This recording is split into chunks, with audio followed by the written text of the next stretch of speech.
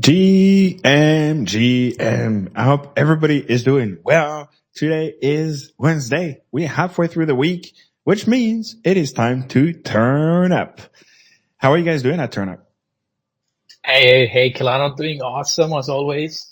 Excited for the space today. I'm actually hosting it from my PC the first time I'm doing it, and I hope we won't have any, rugs happening today from X, but we shall see. So far, going good.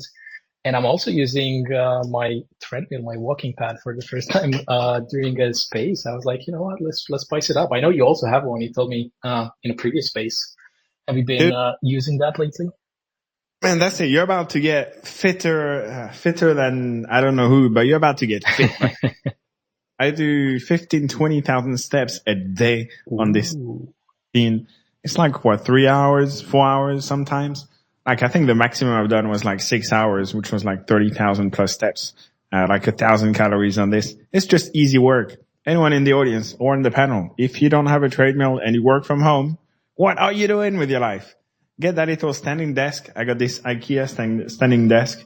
I forgot the name of it. It's obviously some Swedish name that I cannot pronounce, but you get the gist of it, you know? So yeah. How are you finding the treadmill? How long have you been on it? I mean, how long have you had it?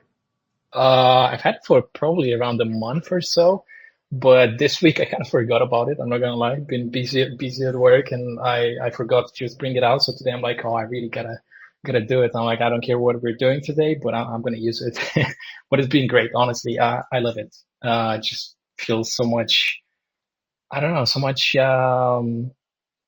better. I feel like my thoughts are clearer just because I'm doing a little bit of, easy exercise, but it does that up. Like, 15, 20,000 steps a day is pretty good. I know, right? Yeah, it's great. And like, I feel like I get locked in when I use my treadmill. I don't Yeah. know. Obviously, there are two different speeds, right? There is the I'm working speed, which is like the low speed. And there is the I'm just on a call with the team and I'm not talking too much. And then that's like the fast speed, you know? So you gotta find the proper speed. No, for Anyway. sure. Yeah. No, let's not talk too much about our fitness journey from meme coin traders to shredded. That is the journey we're on together. So I love that for you, man. All right, we have a bunch of legends on stage. I think I've spoken to almost everyone, so I'm just going to do a quick round of greetings. First and foremost, the Habibis, the Flooz team. How are you guys doing? JM, what's going on? Thank you for having us on. I just noticed that we gained a new nickname, the Habibis.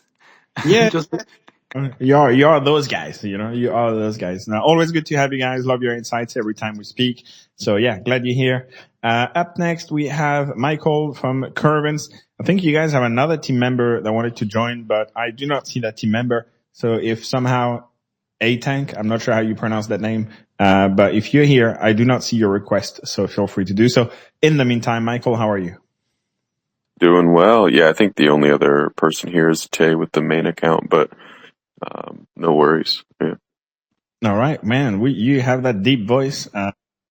Ladies, just be mindful. This guy is good to have you, man. Thank you for joining as well. I just brought the Curvance account, so let's check with Tank. How are you guys? How are you doing? Doing well, GM, ready to turn up. Thanks for having us on, guys. Awesome. Now, thanks for joining. And last but not least, of course, we have Kima Network. How are you guys doing? They are not turning up. Kima, if you're here, just let us know. Put your hand up. Hopefully, we can hear you soon. But we are going to get started. Today's conversation is actually an interesting one. And we are going to check where are the retail investors. Fun fact, if you have been on the timeline, you may have seen that Pump.Fun has generated more revenue than the whole ETH blockchain yesterday. So I thought that was interesting. I don't know what you think about that turn up, but I think it's obviously proving that meme season is in full effect. But I don't know if that really means retail is here, because I feel like people trading meme coins are not retail investors. They are the degens like me, like you. But what do you think of Pump.Fun, doing like over, I think, what was it, $1 million in revenue yesterday or some crazy number like that? Wow, that's crazy. I haven't actually saw that news, so it's the first time I'm hearing it, which is amazing for them. I mean, congrats, and it really shows kind of like the market opportunity, especially with memes in this cycle. Um, Damn, that's crazy. That's really awesome. I do think memes are going to be quite probably even more popular and more attractive during this cycle just because of how much hype they've been getting over the past couple of months. So it's an exciting time. I guess at heart we are degens, but I don't think the retail investors are here yet, like fully. Um, but it should Just come. that number is actually $2.36 million in revenue yesterday for Pump.Fun, which is a little higher than their previous all-time high, which was at the beginning of the month on the 1st at 2 million. And they've now done 336 million in total revenue in less than 6 months. I mean, those are good numbers, All those retail people, I doubt it, but at least the degens are spending their money on here. So, it is interesting. I think we have someone from the Kima team that is joining. So I'm just going to get that gentleman on stage. I think you have arrived. Tomer, how are you doing? You are the CMO at Kima Network. Good to have you. How are you doing, brother? Thank you so much. Thank you so much, guys. So yeah, it's a little bit of a surprise. I'm not as beautiful as Eitan, but I hope that I will be able to contribute something to the panel. Being great, yes, I'm indeed a CMO of Kima. I'm not sure if people were presenting themselves or the projects. Excuse for being late. Eitan has some connection problems. Then I will be here. Please continue as you were, and looking forward to have this great discussion. Going to be fun. Awesome. For joining. We appreciate you. All right, we're going to get started. But before we do that, guys, if you want to support the space, if you, if you like any of us on the panel as well, just feel free to give this space a like, a retweet. If you have any question, or concern, drop it in the bottom right-hand corner of your screen on the purple button. And we will check out all those questions a bit later. But without further ado, let's get into the conversation. Guys on the panel, some of you're first-timers with Cardano, and I'm just going to let you know, if you want to chime in the conversation, put your hand up so it makes the conversation easy for everyone. And otherwise, you get what I call the hot potato treatment, which means I come to you with a hot question, I drop it on your laps, and you have no choice but to answer. So the choice is yours. But I guess, TurnUp, I'm going to start with you on this. We recently had the Ethereum ETF, and I mean, realistically, I think it hasn't been super positive from a price point perspective. The Bitcoin ETF, I think, had a much bigger price impact on Bitcoin, obviously. There was a little bit of a dip after the Bitcoin ETF approval, but then we went from 40K to 70K in I think a month or a month and a half. And Ethereum is effectively flat from the first ETF approval day. So do you think that means retail isn't buying into the Ethereum ETF yet? Or do you think retail is maybe waiting for Ethereum to break all-time high to get that FOMO and start aping in? What are your thoughts around that?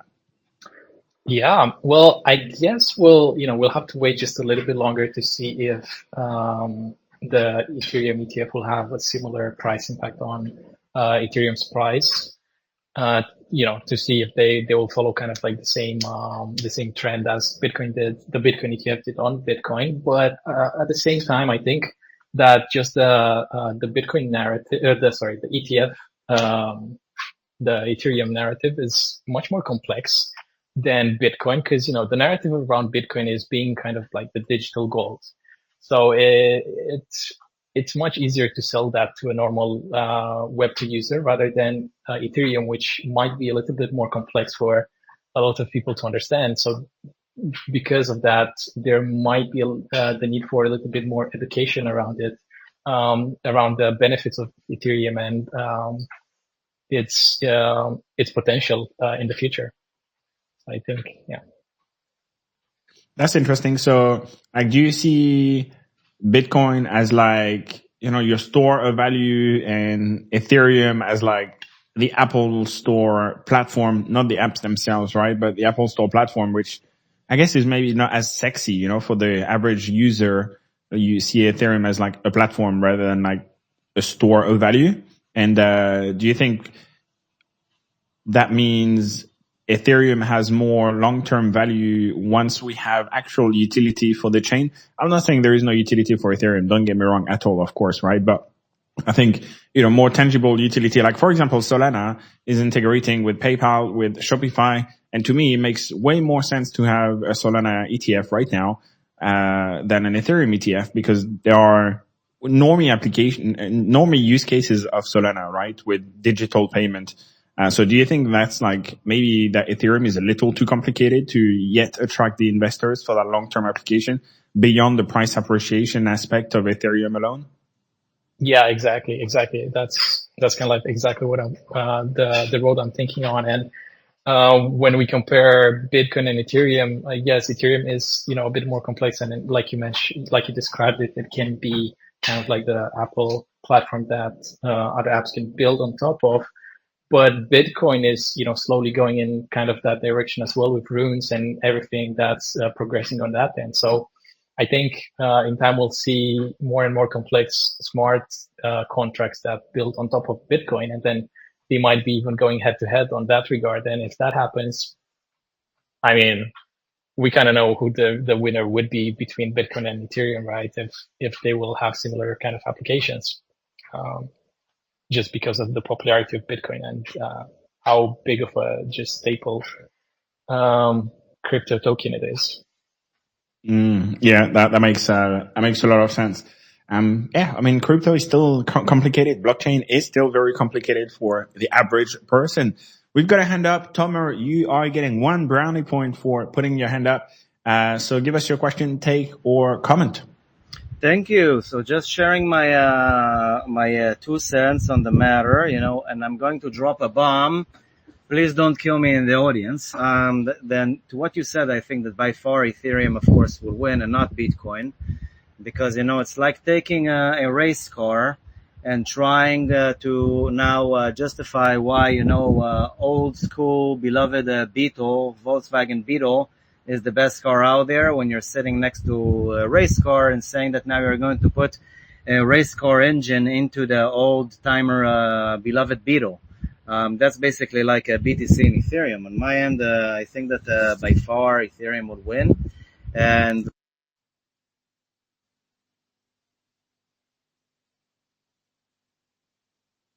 I think we are losing Tomer. Am I the only one? Sorry. Are you hearing me now? Yes, you're back. Okay, then I'm not sure where you lost me. Then I will just say it again. So as for where are the retail investors when it comes to the ETF, if you will look at the overall market cap, ladies and gentlemen, you will see that we were at the peak of the previous bull run at $2.7 to $2.5 trillion in the crypto market. And at the moment, if you will look where we are now, we are again at 2.5 to 2.7 market cap. So basically, like $1 trillion of a market cap. So the overall money in the market did not change. What happened is probably that more money went out during the bear, and that we are now rebuilding our reserves with new and fresh money coming in. Now, as for the Ethereum ETF, it's basically an old story. You have 21 shares, you have Grayscale, and you have in Canada for a very long time ETFs who enabled purchasing of BTC, Ethereum, Solana, Matic, and even more exotic coins with ETFs and ETNs. So the story is basically a story that was sold to the retail, I believe, regarding the ETF. And I think that professional traders and people who've been around the market, both stocks and crypto, know that nothing will basically change. Exposures for institutionals who wanted to get it through an ETF or an ETN had the ability, ladies and gentlemen, even before COVID. I know because I'm a holder for a very long time of these assets in ETFs and ETNs in various markets. It's European markets, Canadian markets, and the US markets, and this and that exposure with different tricks and methods that the market enables. Then The retail just doesn't care much. We were talking about it more than the retail. And if someone wants to buy Ethereum, the retail investor, they can just open a Binance account or a Kraken account or a Coinbase account. It takes a few seconds to open it or even buy it through Robinhood. Then that's my take on the matter. It is a sensible take. I like the comparison with the Beetle and with the new Beetle and the race car as well. Definitely a good analogy here. I want to pass this question around. I think Flooz, I think I wanted to come to you. I'm not sure if I did yet. I'm just getting a memory blank, but yeah, I wanted to ask you, you guys are, your name, it means money, in Arabic. So, where do you think, why are we not seeing more money, more Flooz coming in to the market right now? Where is retail? Yeah, great question. We obviously have our own, let's say, data to look at in terms of retail. I think people are definitely trading every day. If you look at a lot of these sniper bots, trading on Solana, for example, definitely not slowing down. I'd say the amount of communities that come and list on our exchange on a daily basis also hasn't really slowed down. I'd say trading volume is kind of a little bit stagnant. I don't think we've seen, like, we've had some days where we're just processing like $10 million, $20 million a day in trading volume. We're not seeing those days. And I think that is a real indication of like that the market is really back. So it's kind of like sideways. It's just like very average days. I'd say that's just from our own data, what I can tell you. And then in terms of the Ethereum ETF, it's a good question. I don't really think it's had much impact on price as the Bitcoin ETF did. Even though there is a lot of capital flowing in. I actually do expect ETH to outperform Bitcoin this year. So that is a very optimistic statement, but let's see. Yeah, and I'm also curious if the Solana ETF is going to come around the corner at some point. But it's a good question, like, where is retail? I think you can judge it from various ways, right? You can look at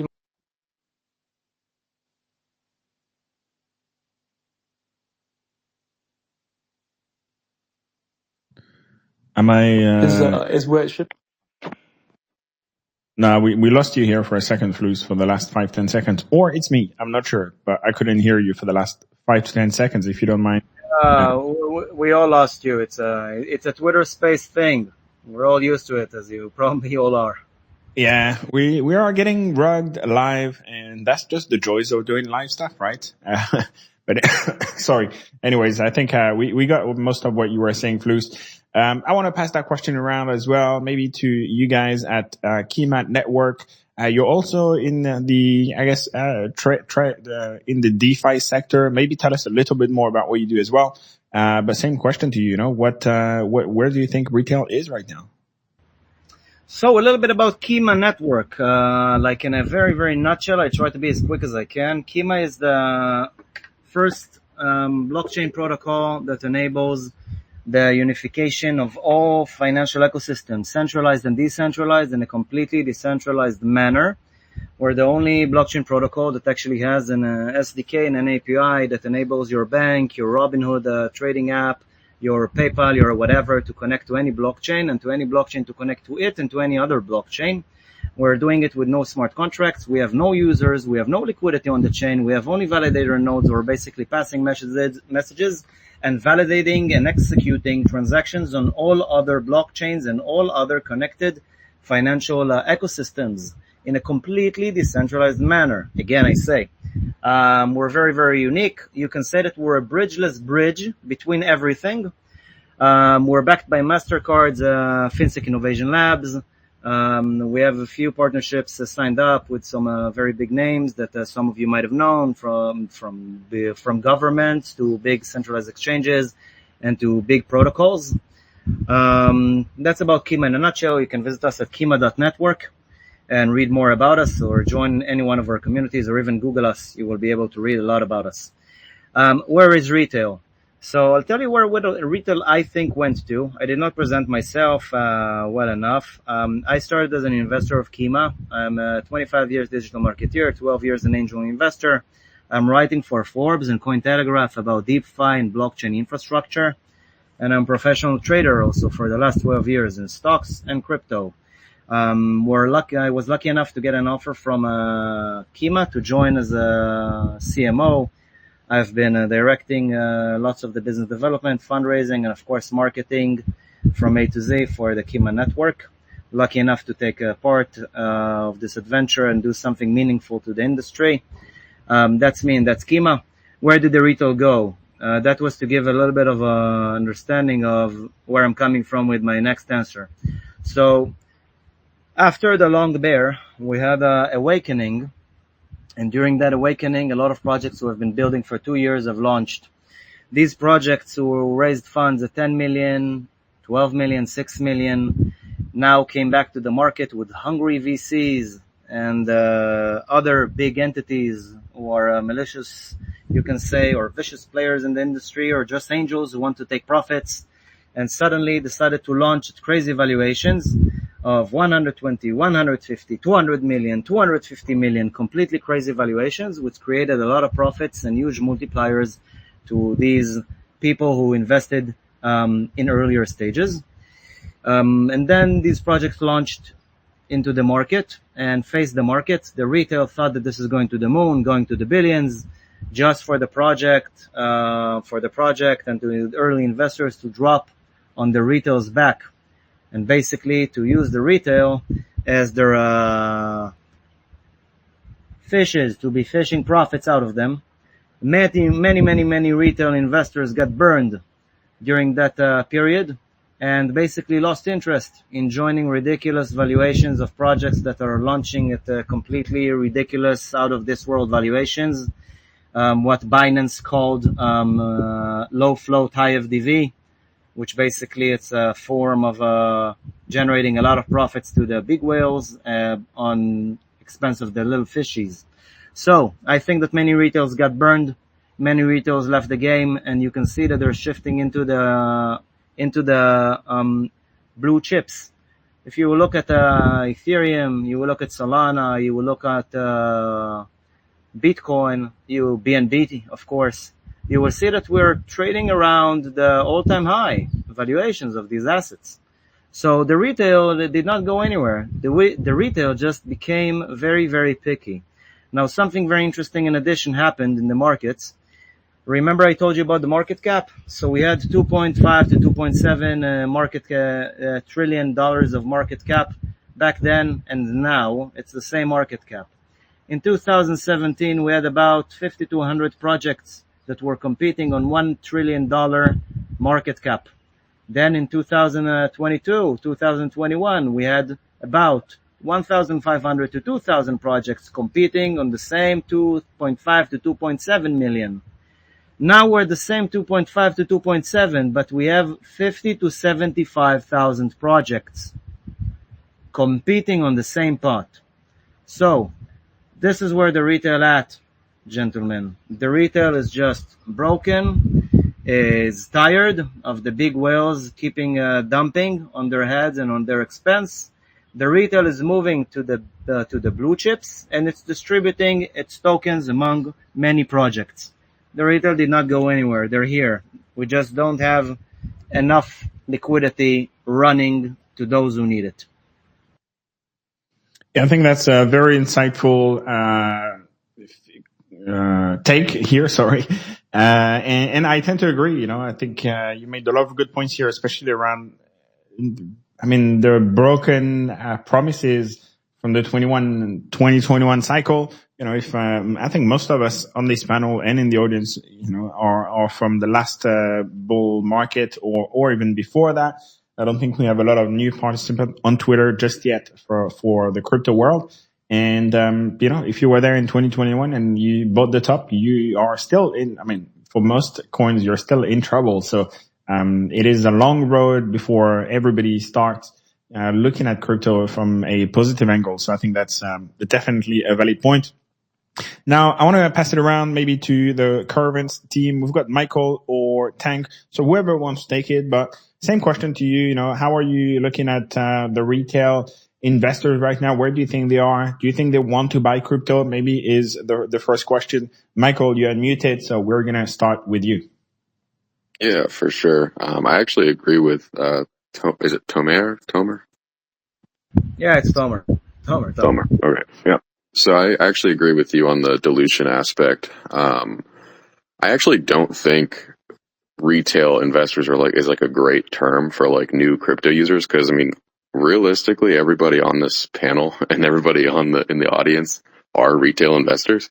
We just are. Some of us are more educated or whatever, maybe more experienced, but, yeah, retail didn't leave. Like we're still using all these applications. If anything, usage increased, whether that be individuals creating more wallets to inflate numbers or farm airdrops. But in general, activities there, right? I also agree with that dilution aspect that there's a lot of value extraction, whether that be from, as you say, insiders making money with inflated FDVs and VC backroom deals and whatever else. That's a serious problem, right? And as people lose money, they tend to get a little bit less excited, right? Every time that they see a new opportunity. So I think in general, the more important question is what can we do as a retail community, right, to expand crypto usage and adoption overall. And I think one of the main things, at least from my perspective in the DeFi sector, is reducing complexity and barriers to entry for people to actually access the various opportunities. Because there's a lot of guys out there that if you told them, hey, you could take this stable asset, right, and get 10%, 15%, 25% yield on your money, real yield, that's relatively scalable. They would jump at that, right? I know guys that do hard money loans at 7%, 8%, and they're ecstatic about that. So, I think in general, right, it's up to the ones building products to try to reduce the amount of fragmentation, the amount of complexity, that exists overall, which is, in my mind, really right now, Ethereum's main issue, is just rampant, fragmentation, right? With all the L2s and new L1s popping up and different things. It makes it very difficult as a newcomer coming into the space to really understand this, right? Like if you go to somebody who's never really used crypto and you try to explain wrapped ETH versus ETH to them, it's going to blow their mind, let alone, oh, by the way, there's layer 2s and layer 3s and all these different things. And, oh yeah, you can stake Ethereum, but you have to, put it through this LRT protocol. But then once you do that, you can stake it here and get points for this and borrow here. It's just very convoluted. So, yeah, in my mind, it's more of a question of how can we make it easier for other people to adopt this stuff. It's getting complicated even for the OGs, right? Let alone somebody brand new.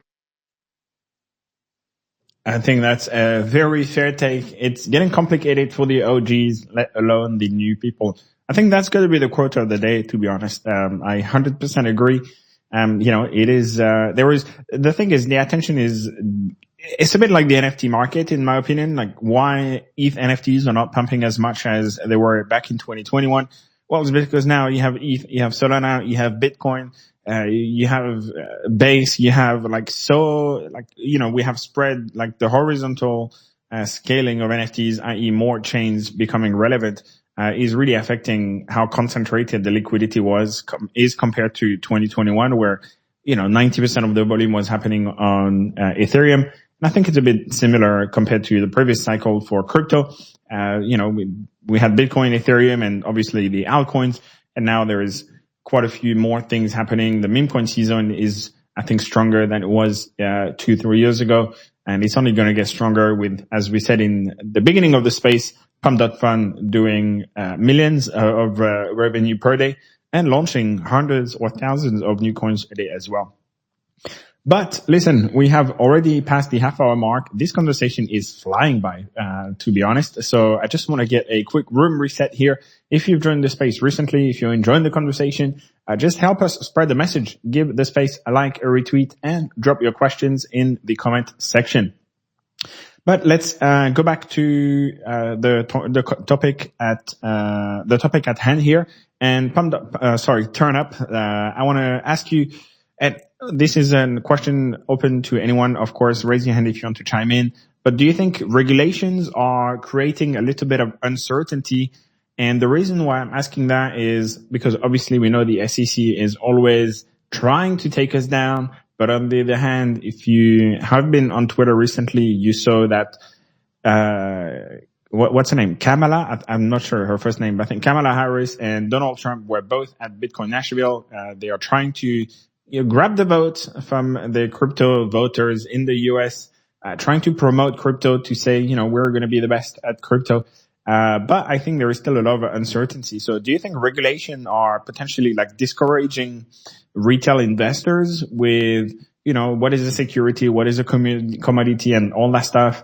And maybe the SEC is kind of like scaring people away from owning crypto right now. Yeah, I actually agree with that. And if we think about what Rock from Quick Sub mentioned yesterday in yesterday's AMA, free names AMA, and I agree with him that more regulations could actually just make it that much harder for new investors and just the retail investors to participate in crypto, and which of course is something we wouldn't want to happen, right? But with that being said, depending on the country you're from, like in the US, I know there's a lot of regulations on the crypto market at the moment, and some of it, can be quite confusing.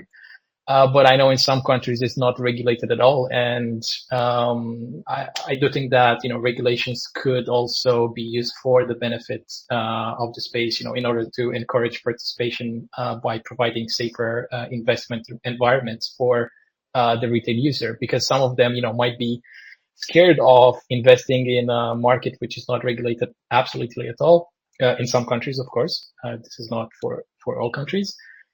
And because of that, they may be scared and reticent on actually investing. But so yeah, I think new investors could be afraid because of that, and the space is currently filled with a lot of investors that are prone to risk, or as we like to call them, degens, because you have to have quite a big risk tolerance to be in crypto right now with how volatile it is, and how many questions it raises up in terms of regulatory restrictions in your own country.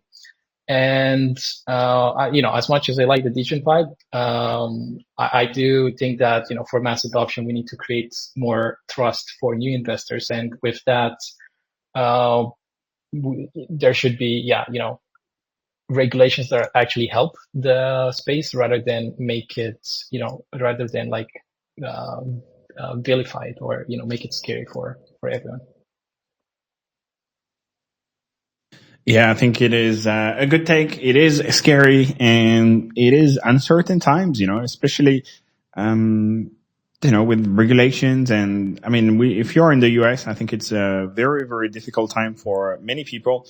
I think there are other countries which are more lenient, but obviously US is a very big buying power. So it is, I think, casting shadow for the rest of the world. Flooz with a hand up. What's up, my friend? Yeah, I just wanted to chime in there because I thought it was a good point. Like, I do think regulation does make a big difference, especially to like first-time users, especially when you look at like really fiat to crypto, right? So if you look at those payment rails, they're not really, let's say, there yet for everybody. So like in one part of our business model, we also integrate a lot of different fiat on-ramp providers. So we offer the aggregation for fiat on-ramp providers, and what we noticed there is that like a lot of different regions and a lot of different payment methods, currencies, as well as different banks aren't accepted across the board. So we try and offer this sort of global service, but in fact it's super fragmented. And even in the UK, for example, and also to your point, a region with a lot of buying power and spending power in terms of volume, and if you look at the amount of active users there are, just in like, let's say Europe, Western Europe, right? Like those guys also really struggle with on and off wrapping, for example. Like I know Monzo and Revolut, they also have like a limit in terms of like $5,000 per month that you can sort of get in and out when you're using exchanges. So like I think these things ultimately do make it tougher for adoption. I think people are also a bit scared, right? Like it creates a bit of a negative sentiment when you feel like you can't easily on and off ramp into crypto. So I think also players like Revolut and the Cash Apps of the world, I think they will also play a big role in crypto adoption. I mean, Telegram is one, right? But it's just not really widely adopted in the US. It's more in other parts of the world. But like, I think social apps and messengers will play a huge role in adopting people and just putting people on chain, period. But yeah, I just wanted to touch on the whole regulation aspect. I do think it's very much there, and I think it both touches sentiment as well as actually just blocks people from interacting and getting on chain, depending on your geo. Yeah, a lot of good points here. We've got more hands up with Michael. I'll pass it to you right away. What's up? Yeah, I would counter on one of those remarks here, that retail is fearful of regulation or cares that much about it. Like if you take last cycle, right? I don't think I ever heard a single person that was aping into Shiba Inu, worried about the regulatory compliance behind the meme coins, right? They were just wondering how much money they were going to make and comparing percentage gains or losses in some cases for the latecomers. But I do agree that from like a pre-launch funding aspect or institutional adoption aspect, and also largely on like a onboarding aspect, that regulatory compliance is a major issue. I think it affects builders, entrepreneurs more than it does just day-to-day crypto users. Yeah, another good take here. I appreciate you. All right, I want to move. We're already at the last 15 minutes, so I want to kind of move away and ask you guys a few more questions. One thing that I think is, to me, one of the bigger friction points that we have towards adoption is, how easy it is to use, right? So obviously we have, I think, more and more centralization of our holdings with obviously the likes of Binance, etc., even the ETFs, BlackRock, Fidelity, and all that stuff were obviously centralizing were effectively holding the crypto for their users. But on the other hand, when it comes to actually using your crypto, whether it's to trade, whether it's to buy or sell things on the blockchain, whether it's NFTs, whether it's using Pump Fund, whether it's using TurnUp, whether it's using Flooz, I think there is obviously still a lot of friction because most people don't really want to install MetaMask or whatever, crypto wallet you want to use. So do you think we are going to see real adoption once we kind of like solve that problem of like seed phrases and, all that jargon that realistically the regular user does not care about? Like, I think, true ownership, true privacy and all that stuff, it's like one of those selling points of crypto that actually 99% of the people don't care about, whether they are right or not to care about, So Flooz, your hand shot up right away on this. So I want to pass it to you, and see what's your thoughts on that. Yeah, no, I'll definitely keep it short because my last tantrum was a bit longer, but I just thought it was a good point, like what you said around seed phrases and like MetaMask and all of this stuff. I think we're so past that point. Like what we have created on our platform is just like fully account abstracted and embedded Web3 wallet. So you can literally create a wallet, with your email address, and you'll never see a seed phrase in your life. You can export your private keys. It's fully self-custodial. It lives on Telegram. It lives on web, and it's super easy to use. It works on any chain. You don't need to bridge. You don't need to know about any of this stuff. Like all of the complexity is hidden under the hood. And I think a lot of users, they just think they're creating an account and then they can do whatever they want. Like I think ultimately a user just wants to take part in the narrative and they want to get a token. And they don't really care about like the whole, idea of like setting things up and storing a seed phrase, backing it up, thinking about it, I think all of this should just be hidden away. And we've done exactly that. So I do think that's very much the future. And when you extend that to the trading experience, so like, let's say, a user has to now think about, okay, I need to pay gas fees, for example, right? Or I need to authenticate a transaction, sign a transaction. Like all of this, I think is also redundant at this point. Like we've had our embedded and account abstract wallets live for 6 months now, and we're getting thousands of new wallets every single day. We've got over 100,000 wallets created already on the platform with us, and you don't need to do any of this stuff. You don't need to authenticate.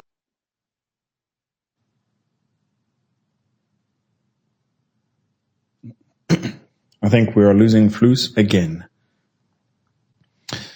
All right, we are getting rugged one more time, Flooz. If you can hear me, we have lost you. So I'm just going to pass the hand around. Tomer, you have your hand up as well. Give us your thought or take. Flooz, we lost you for a minute. So I just passed the hand around. We'll come back to you in a second. Tomer, what's up?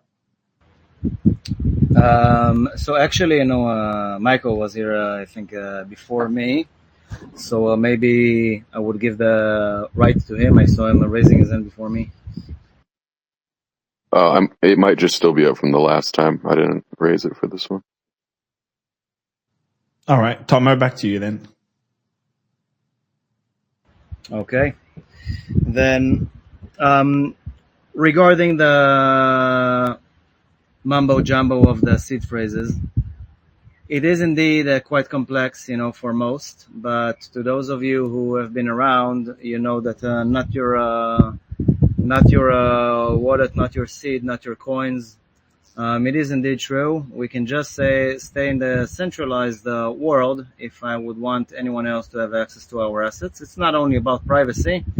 The Web3 revolution is about digital asset ownership. To those of you who are dinosaurs like me and are old enough to know, when this internet thing began, no one believed that people, will be sitting in front of televisions with keyboards and writing things, and who cares, and why would people know who I am and where I am, and it's very dangerous. And look at us now, we all have this television, right? We're computers with keyboards, and we're all online. And then came the social media revolution, and people said, why are you crazy? You will put your photo and your name and your address and your opinions, and people will know who you are, and they will get angry about you. They can come and kill you. They can come and hit you. They can come and rob you. And now our grandmothers are using social media and TikTok. Same goes for Web3. So we started by the internet, giving people access to information. Then we had the user-generated content, which revolutionized the way we're doing things online, and brought Twitter and Facebook and the rest of these platforms to the front stage. And here we are living in them 24/7, TikToks and whatnots. And Web3 brought another revolution. Users are not only creating content, but users suddenly can own content, can own digital stuff online. This is revolutionary, guys, in well, maybe, to those of you, again, old enough like me to know, revolutionary as the internet itself. Owning assets online. This is crazy, guys. When I first encountered Bitcoin, I was like telling my partner, why would someone pay someone to send them a file? They can just send a file for free, and everyone can take this file and copy it and send it over and over again. It took for me time to understand immutability, tokenization, and how this amazing thing works. You're saying that people do not need seed phrase. It's indeed complicated, but back in the day we said people will never become programmers. They need something simple to create content online. And indeed, platforms like YouTube, Facebook, X came over, and now people just need to choose a video, upload, and the video is online. They just need to go, choose a photo, write something, and here you go. Your opinion and your photo is online. You don't need to be a programmer. Bring us your email, your password, and here it is. And all of these solutions are super hyper centralized. We saw the problems of these. They can shut us up. They can put things and ideas to our heads. They can basically decide what kind of narrative would be today, and how we feel, and how we say, and what we believe in. Believe me, I know. All of it from social media. They can shape and program our minds through these tools because they are centralized. Decentralization brings amazing opportunity for humankind to own assets in a way that will be immutable and to be uncontrollable by anyone else. These seed phrases, as complex as they are, will be simplified, and at the end of the day, people will own their own assets one way or another. I don't think that only not remembering 12 words will be the limit of using wallets. My mother was trained, now to use an iPhone and smartphones, and use Facebook and Instagram, and edit photos online and share them. I'm sure that remembering 12 words will become something that people can remember as they remember their phone numbers, their ID numbers, and other numbers that they need to require, and will be responsible enough to know them and keep them safe.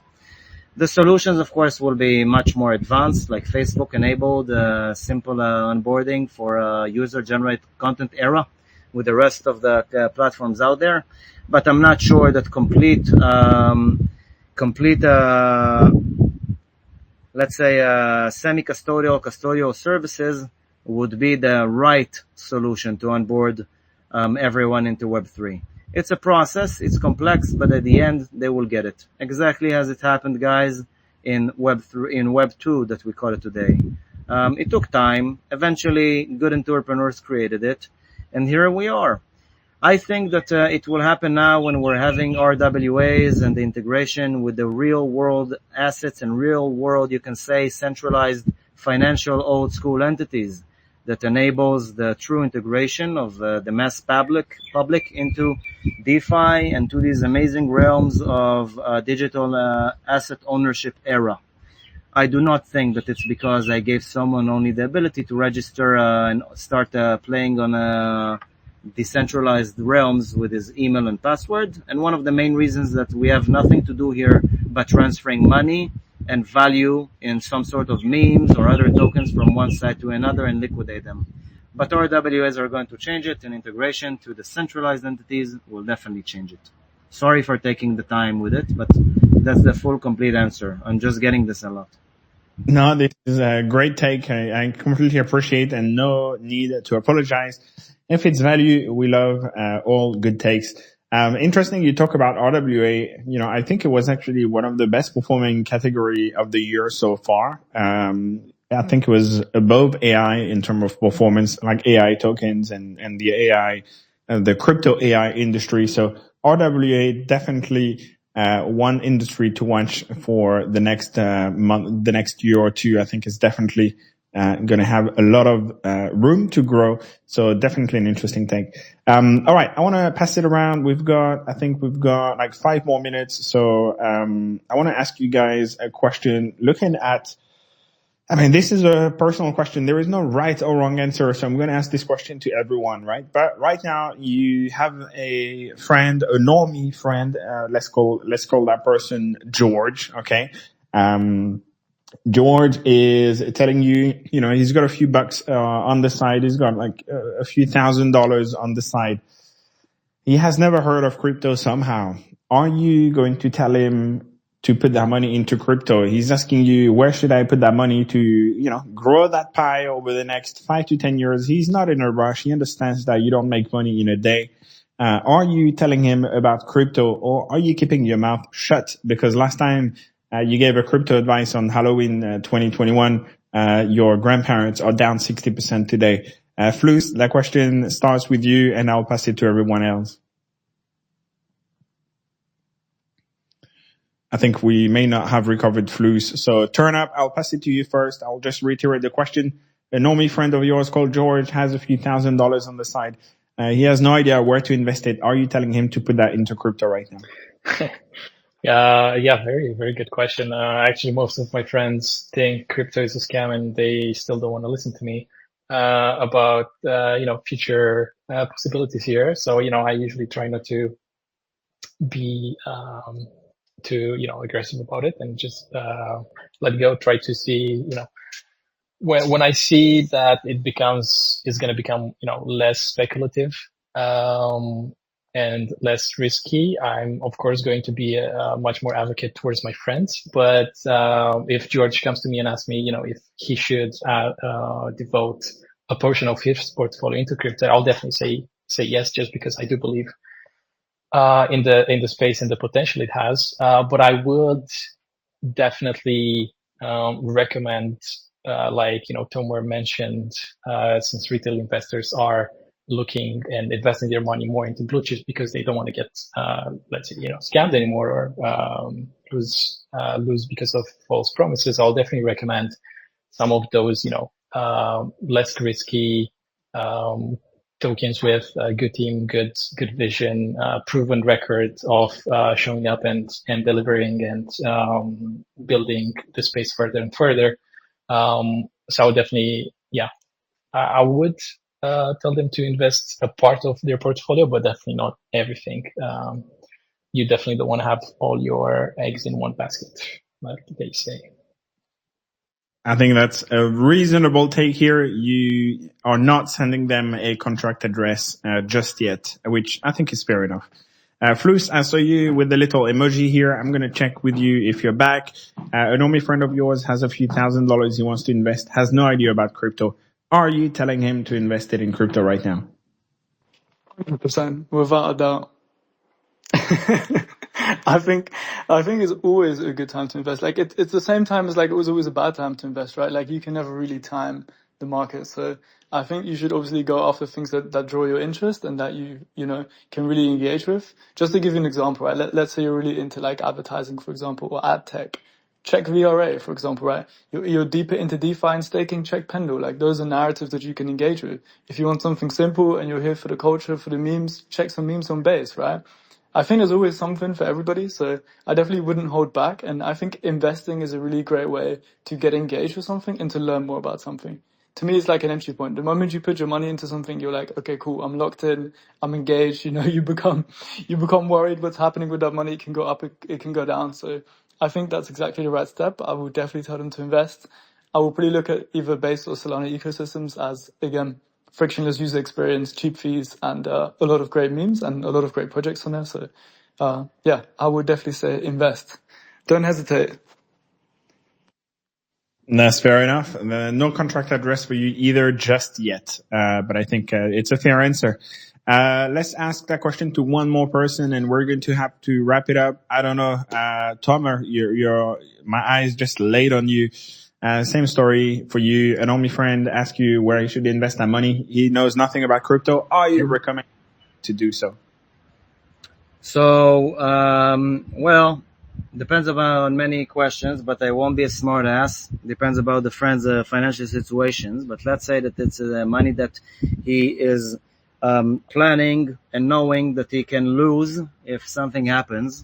Then I would definitely tell him to get exposure to crypto. I would create for him probably some kind of a portfolio that will have some kind of a risk in it with a great return potential. I will give him, of course, 50% blue chips, which hopefully will be growing. I won't be putting him in the big ones who created already their jumps now. I won't be telling him to buy Solana. I won't be telling him to buy Ethereum. I won't be telling him to buy BTC. Would probably tell him to buy the other ones who have more growth potential now, but definitely to get exposure to crypto. And again, only if it's money that he knows that for 100% he is fully on board with the fact that he can lose everything. Only then I will bring him into crypto. Nice. Once again, nothing we've said here is obviously financial advice. Be ready to lose your money if you invest it. That is the long story short. All right, we're going to wrap it up. Thank you everyone so much on the panel. Really insightful discussion. I appreciate you for taking the time. Everyone in the audience, you chose to spend 1 hour with us. Same story. We appreciate you. That means the world. And last but not least, thank you to TurnUp for allowing us to have this space. And the closing words are with you. Anything you want to say to the audience, the panel, Satoshi, the mic is yours.